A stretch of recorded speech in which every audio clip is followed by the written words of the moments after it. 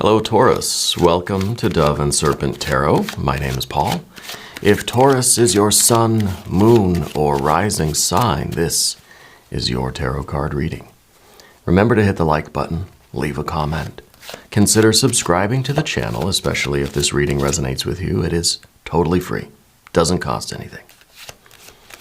If there's something you would like me to pray over or meditate upon or send positive energy toward, please let me know. Now, this is going to be a general reading, so try to be open and receptive to whatever may come through during our time together. I am merely the messenger, and I ask you to connect directly with each of these cards and use your own intuition to take you beyond the details that I might provide. And remember, Taurus, that the most important part of any tarot reading is you. And there's the Ace of Cups. The Ace of Cups is the source of all love and compassion and spiritual experience, right? Intuition, creativity, connection, right? The Ace of Cups is the source of all that water. And that water spreads out everywhere, becomes your romantic relationships, becomes your connections with pets, with your plants, with your people, right? Becomes your creativity. It spreads out everywhere. Okay, that's what water does. And it touches every part of your life. It's romantic, but platonic as well. It's your creativity, it's your compassion, it's your intuition, all of these things, right? And it's the source of all of that, right? That is it's God, right? Goddess, deity. This is source, right? This is spirit. Here, let's see where that's going, right? Let's see what area of your life needs the most of that. Yeah. Okay, we got a Six of Swords here. This is a very structured and ordered mind, right? It's kind of like we've got a plan now. It's like we're taking all of this pure heart energy, right? And we're putting a very organized overlay map on top of it, okay? So I feel like this is something very intentional for you. There's the Eight of Cups. We've got the Eon card. We haven't had the Eon card in a while. Judgment, rebirth, reawakening, baptism by fire, trial by fire. Lover's card. Interesting. I like that. And also another card of kind of union, right? We have cards of balance, right? It's the alchemical marriage or alchemical wedding here. And I think that part of this is you realizing a lot of the hardships that you've been through. I think we're looking at them in a different way. We're not saying, oh, why, that was terrible. I wish it didn't happen. Now it's almost like we're showing a little bit of gratitude for it. We're glad we're far away from it. Don't get me wrong. We don't want to go back to that trial by fire, right? But we're starting to see it for what it was, and that it was an experience that strengthened you, that forged the steel of your will, so to speak, right? It really solidified who you are and what your energy is. And look at the bottom card, Nine of Swords, right? I'm glad that's at the bottom. That's far, far away. Okay, it's at the bottom of the deck. There's no way it's going to come out today, right? Thankfully, we've gotten far away from whatever that trial by fire was.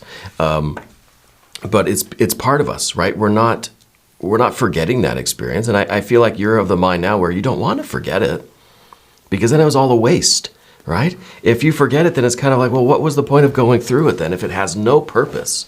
I heard on a podcast here on YouTube the other day,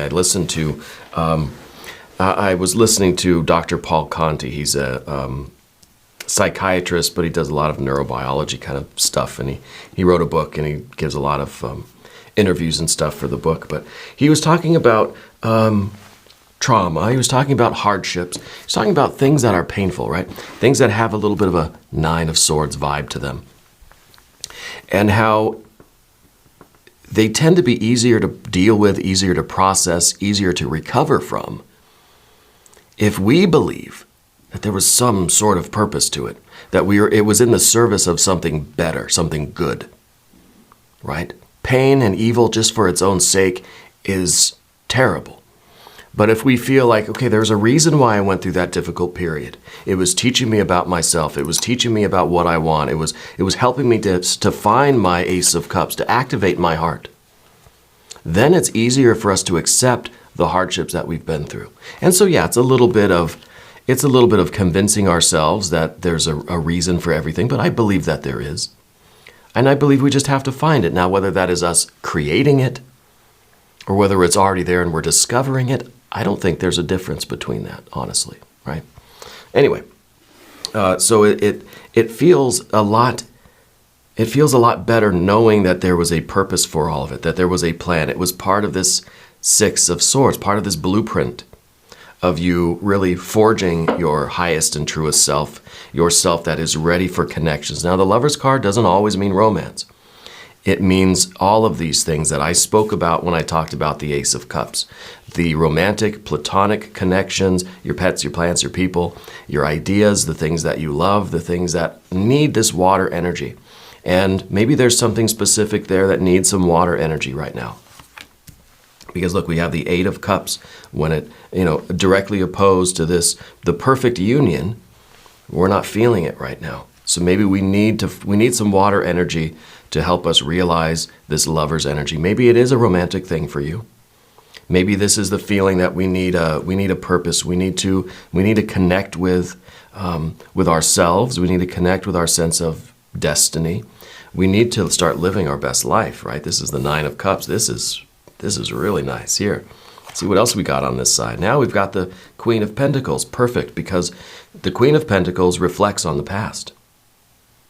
Okay, this is the key to it all. Three of Pentacles, yes, and the Emperor. It's so nice, so nice. This is the perfect reading. This is the best reading I've ever done, and I say that every time because every time I'm so inspired by your energy for all the signs, really, right? I don't know if you're watching this for your sun, your moon, or your rising sign, or your Venus, or your Mars, or whatever placement it is. Just the Dove and Serpent collective that we have here across all of the zodiac signs. You're such an inspiration, and every time we have these readings, I feel like there's so much that I learned from this. I almost feel bad that I'm asking you to watch this. I mean, I guess they're free, so it kind of works out. But I feel like I gained so much from these, and that's why I say every reading shocks me. Every reading is the best reading. Because it just keeps getting better and better, and it keeps getting deeper, more complex, but yet at the same time simpler, if that makes sense. Let's select the mystery card, bonus card, confirmation card. This is a random card from the Smith-Waite Tarot. This is the factor infinite and unknown. We'll go right here. We're going to put Mr. Ed right on top. We're not going to look at that card until the very end, but that card will tie everything together and give us our confirmation. If at any point during this program you feel like you know what that card is or you have a hunch, put it down in the comments. Anything that comes to your mind, right? Doesn't matter. Just guess if you have to. The more we do it, I think the more we'll start to understand the cards, the more we'll start to understand how the energy works and how it flows together. This is a living, breathing system of energy that we're entering into, Let's look around the room. We've got some good major arcana. We've got this kind of rainbow of major arcana above us, and we got that Emperor energy at the end. So it kind of feels to me like, yeah, the part of this reading is about the past, okay? I think that you just got through a major event in your life that was probably the most difficult thing that you've ever been through up till this point. And it felt like you were in the fire. It was a trial by fire, but what you're realizing is that it was Spirit's plan to fortify you, to strengthen you, to turn you into a sword of steel, right? It'd turn you into whatever's harder than steel. And that's kind of an emperor vibe, right? Because the emperor is the one that kind of can see the bigger picture, make decisions based on not what feels the best right now for them, but what's going to be better for the realm, for everybody, for every aspect of our lives. It's easy to make decisions, and we talked about this kind of with the Nine of Cups the other day for the daily reading. I know I'm skipping around everywhere and I'm talking quite fast because there's a lot I want to say, but I don't want to take your whole day, right? Deep breath, everybody. Okay. It's easy for us to make decisions in our life that are going to lead to some sort of pleasure or fulfillment on, let's say, the physical, financial, kind of health realm, right? The bottom level of the three, of the 9 of cups, those 3 cards. And then there's something that's maybe emotionally or intellectually stimulating, satisfying. And then the top level, of course, is our spirituality, our creativity. Okay? And so it's easy for someone who maybe could be an emperor to say, well, yeah, I'm going to make a choice today that's going to lead to the fulfillment of one of these desires, right? And it's going to feel good, and it's going to be for me, and I'm going to feel it. I'm going to enjoy it.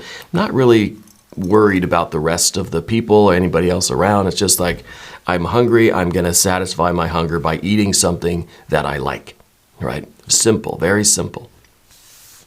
And we go through life making those kinds of decisions, but we're forgetting that's just like one cup. There are so many other cups in this card, right? And really, it's not just 9, it's not just 10. It's just that they couldn't make cards that big or circles that small to put an infinite number on these symbols that we're using. The Emperor is able to see how every decision, like the water, like the Ace of Cups, can permeate everywhere. Every decision we make, every choice I make of what I eat, how is that affecting, well, not only my physical health and well-being, my finances, how's it affecting my mental, emotional health, my spiritual, creative health, right? Every choice we make is in some way feeding all of these other areas of our life. And the Emperor is aware of that and has the discipline that says, okay, well, I've got these other goals, so I'm not going to spend $100 on ice cream today because that's not good for my physical health, my finances. It's not going to be good for me emotionally, I don't think. And it's not going to put me into too much of a creative state. It's not going to do much for my spirituality, really. Because a big part of that, I think, the fire energy, the top rung of this is our discernment. It is our discipline.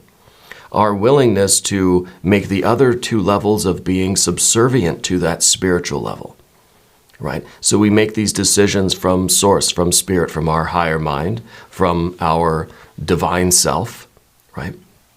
That kind of says, my so-called lower nature, my outer nature maybe, really wants all that ice cream. But I'm making the executive emperor decision to say, no, I'm not having, or I'm having just a little bit. Because I want to build willpower, right? Will is at the forefront of this. The ability to make decisions and be discerning. And I feel like whatever this incident was, this time in your life, this event, I feel like there was some definite closure there. I feel like that you really closed the door on something. And I don't know what it was, if it was a relationship, a job, if it was a way of being, if it was this kind of maybe a lifestyle that didn't have a lot of the restraint or discipline of the Emperor, if that makes sense to you. And I feel like that was a situation that we are now currently in the process of understanding. Okay? You're starting to see with the 6 of Swords, you're starting to see how that was a necessary step for you. It was something that was very difficult, right? And you're still, I think, healing and recovering from that whole period of time, right? But you're beginning to realize, you're beginning to put the pieces together and understand how this is good for you. This is helping you. This is making you stronger. This is making you healthier, or it's helping your finances. It's helping your intellectual, mental health, emotional health, your spiritual well-being, right? Your creative energy. It's helping with this, right? It's helping you live your dream life. This is you. This is the happiness that keeps on happening. This is the dream that keeps on dreaming, right? This is us living that dream life, living that happiest life, right? This is an odd-numbered card. It's an active card. It's a function. Okay, and so we're starting to understand now with the 6 of of Swords, the reason why some things happen, we're starting to see the bigger picture, and we're starting to see the bigger divine plan. And we're seeing how, especially this past life, really, right? We're understanding how that's the old eon, that's the old era that we've transitioned from. Okay, now we're here. We're understanding the purpose of that. It was a very necessary stage for you, because it's leading you to living your best life, living your dream life more completely. And this is an ongoing process, right? It's an odd number. It's a function. It's an ongoing activity. We're always trying to live our best life. And there's always more we can do. There's always improvements that need to be made. I think that this Eon card, this trial by fire, was a very big leap forward for you. Okay? And we're still working on understanding the nature of that. Okay? Now we've got that Eight of Cups down here at the bottom. I feel like that's still us kind of, healing from things. This is still us, filling our cups back up. We're still in that process of going from an 8 to a 9, right? There's still work to do. And this is a good stage of things where we're kind of recapitulating this past. There's still more work to do. Like, don't forget, we've got that Art or Temperance card in the future too. But we're right here in the middle. We're feeling the love. We're feeling that we're connecting with Source in a way that we're starting to understand how even our trials and tribulations in life are part of the larger picture. Okay, so we're understanding the past, and we're understanding and welcoming the future. The future now, we think of this, the Temperance card, we think of this as like, well, I'm not going to be in either extreme. I'm going to be right in the moderate middle road, right? This card means that, that we're trying to avoid the extremes within ourselves, trying to be balanced, trying to be wholesome, trying to be thoughtful and kind of moderate and temperate in our consumption and in our activities, and trying to do things in an efficient way. You ever use way too much energy, like doing simple things like, washing the dishes or like chewing your food? You ever chew your food really, really hard and you end up with a headache and your jaw hurts and stuff? This card is about learning about that, being aware of how we do that, being gentle, there's the conservation of energy. Why would you use more force than you need to? Unless you're doing so intentionally, like exercising, but that's not what we're talking about. I mean, it is, but it's the reverse of what we're talking about. We're talking about not using more force than is necessary on things.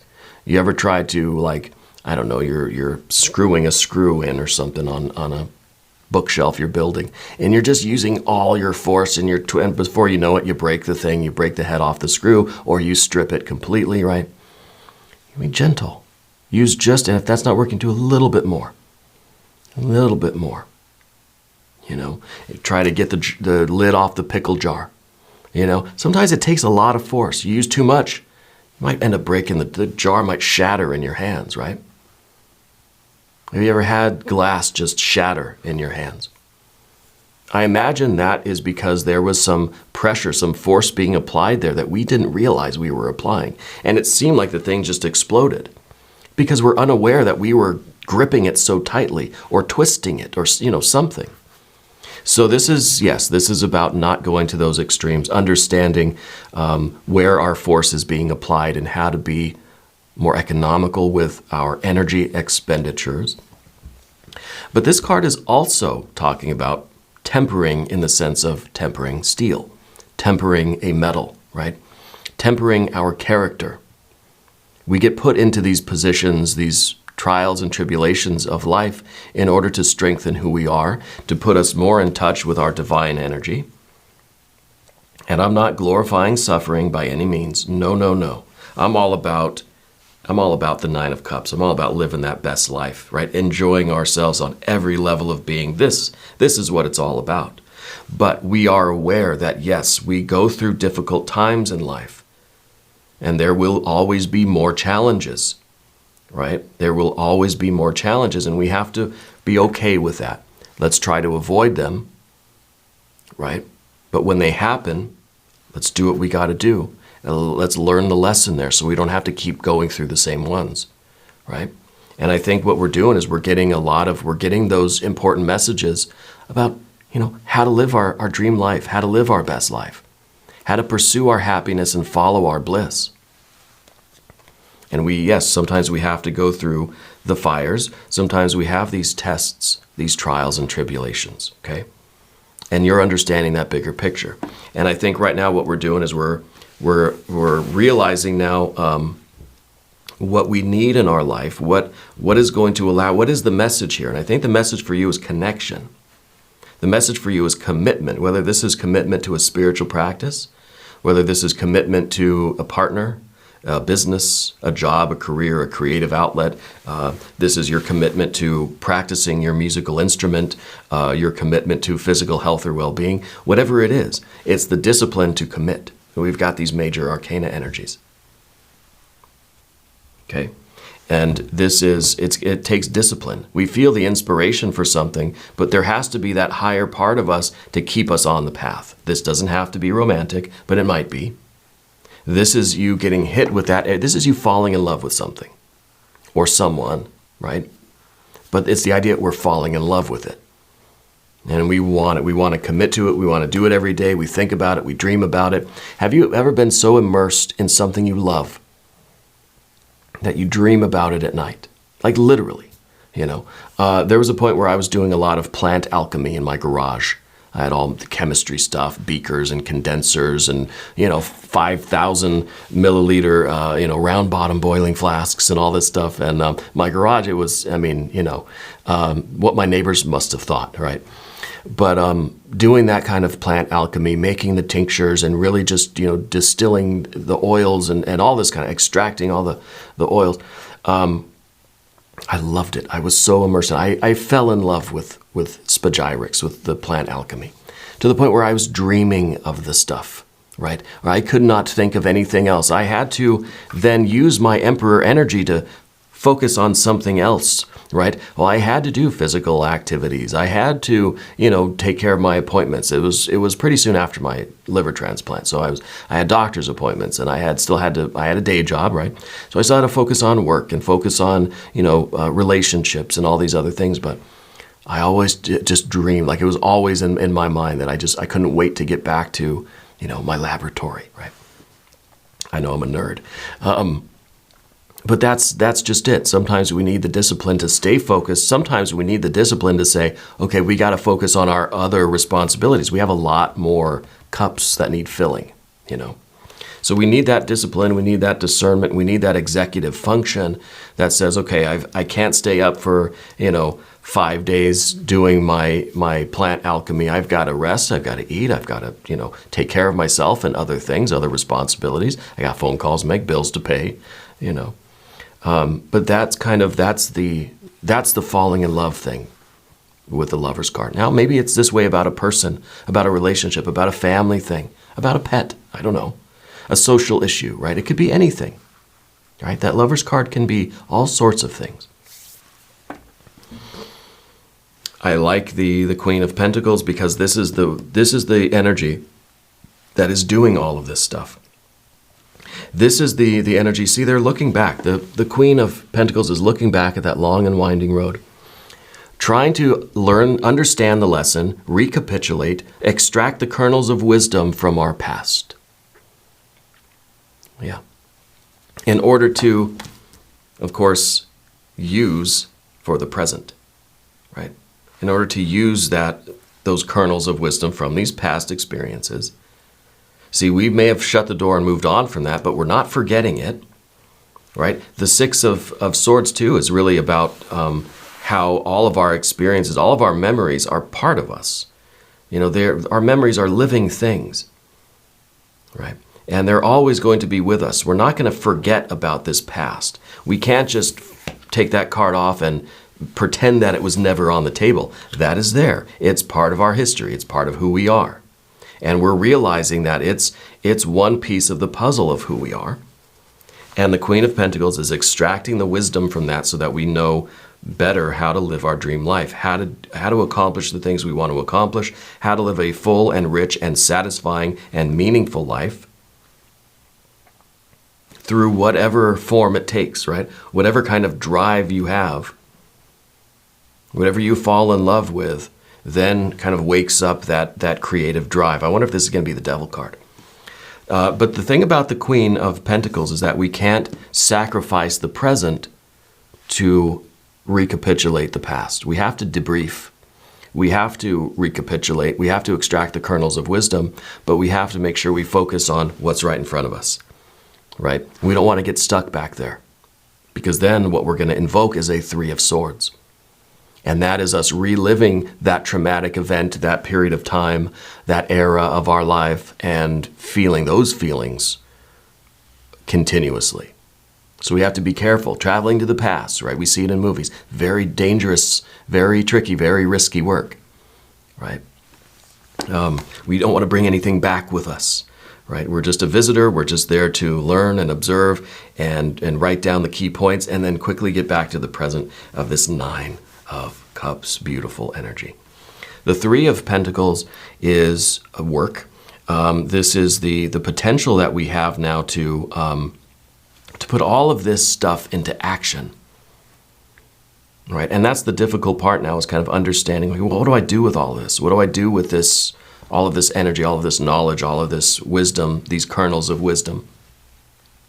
Well, we've got to, and see, this is really the only earth stuff we have is these two.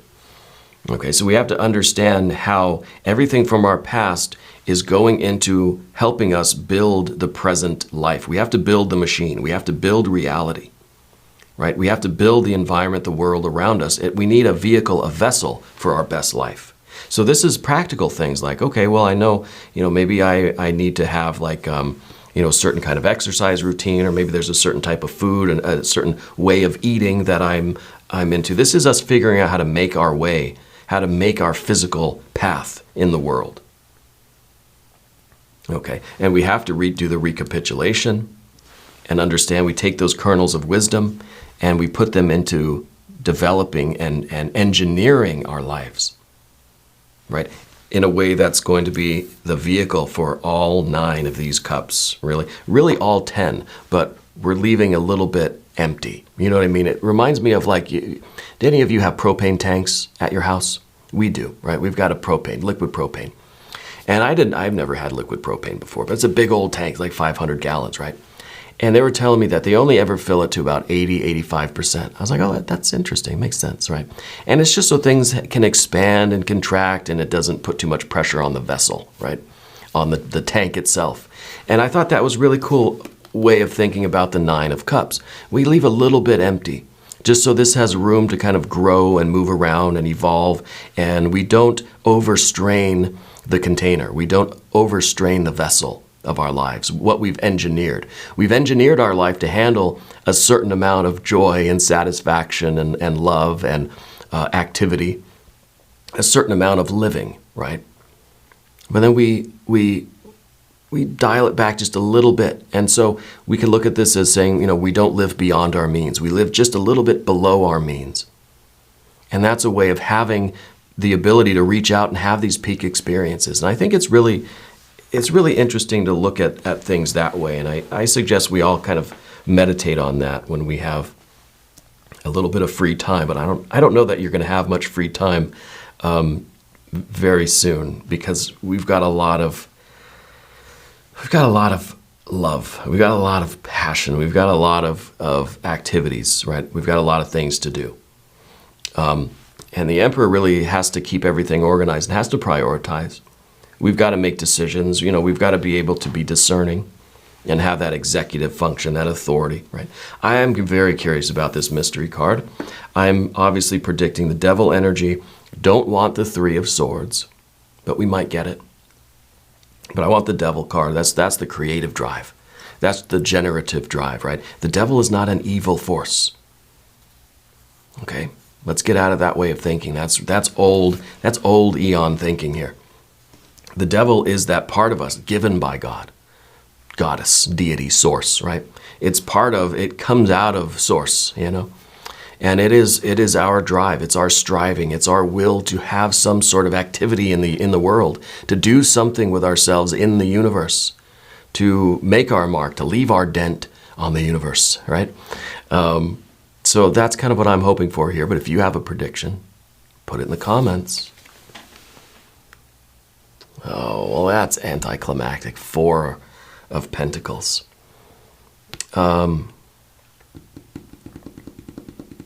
Four of Pentacles is, I think it's good, because we've got this 3 of Pentacles in the kind of the difficult thing, right? The difficult part is figuring out how to implement all this and how to engineer our life in such a way that we can, that we can live our dream life, right? And I think this is a confirmation that, look, you're doing it.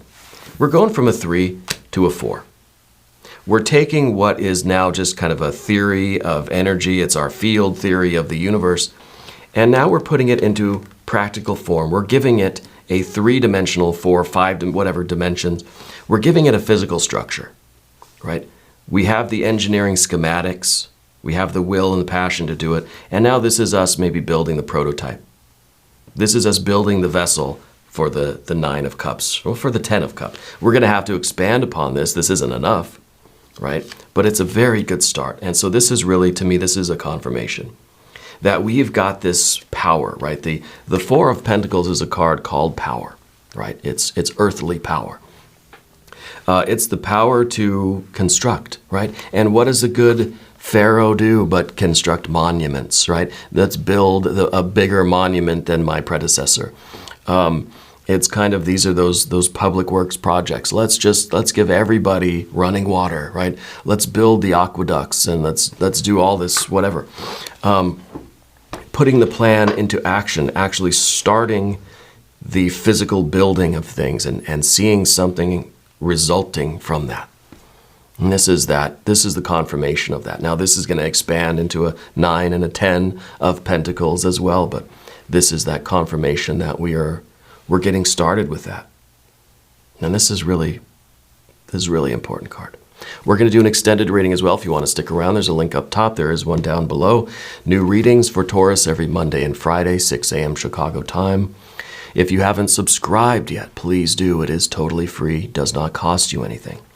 Leave a comment, let me know where in the world you're watching from. I want you to know that you're the most important part of Dove and Serpent Tarot. I thank you and I love you. And we're all in this together.